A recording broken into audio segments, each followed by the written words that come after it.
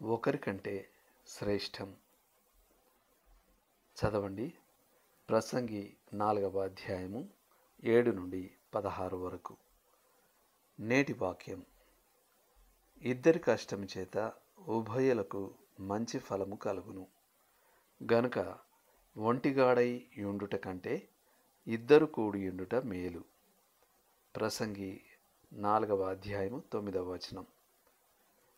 పని విషయానికి వస్తే తప్పకుండా ఇద్దరు ఉండటం ఒక్కరికంటే శ్రేష్టం. ఎందుకంటే ఇద్దరు పనివాళ్ళు ఎక్కువ పని జరిగించగలరు. వారు లాభాలు పంచుకున్నప్పుడు కూడా వారు ఒంటిగా పనిచేసినప్పటికంటే మెరుగైన ప్రతిఫలం పొందుతారు. నడిచేటప్పుడు కూడా ఇద్దరు ఉండటం శ్రేష్టం. ప్రసంగి 4:10. పాలస్తీనాలోని రోడ్లు త్రోవలు రాళ్లు పరిచి గాని సమం చేయబడి గాని ఉండేవి కావు. పైగా పొలాల్లో కనబడని రాళ్లు చాలా ఉండేవి. ఎంతో అనుభవజ్ఞులైన యాత్రికులు కూడా తొట్టిల్లి పడటం మామూలే. అతన్ని లేక ఆమెను లేవనెత్తే స్నేహితులు ఉండటం ఎంత బాగు. వెచ్చదనానికి కూడా ఇద్దరు ఉండటం ఒక్కరుండడం కంటే శ్రేష్టం.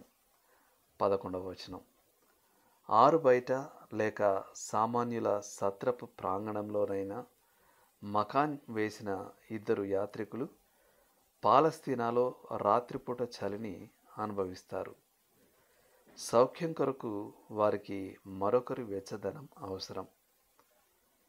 చివరిగా భద్రత విషయంలో కూడా, ప్రత్యేకించి రాత్రిపూట 12వ వచనం, ఇద్దరుండటం ఒకరికంటే శ్రేష్టం. ఒంటరిగా ప్రయాణించడం ఎవరికైనా ప్రమాదకరంగా ఉండేది, అది పగలైనా రాత్రైనా.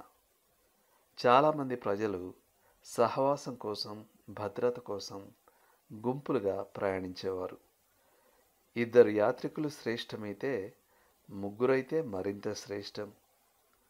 సొలొమోను మనసులో సంఖ్యలు మాత్రమే లేవు. అతడు ఒకటిగా అల్లబడిన ముప్పేటలలోని ఐక్యత గురించి కూడా ఆలోచిస్తున్నాడు. 12వ వచనం. ఎంత అందమైన స్నేహం తాలూకు చిత్రం ఇది. మీరు లోతుగా ఆలోచించాల్సిన విషయం. ఒకరి పని కాస్త సులభంగా జరగడానికి ఈ మధ్య కాలంలో మీరేం చేశారు? ఆమేన్.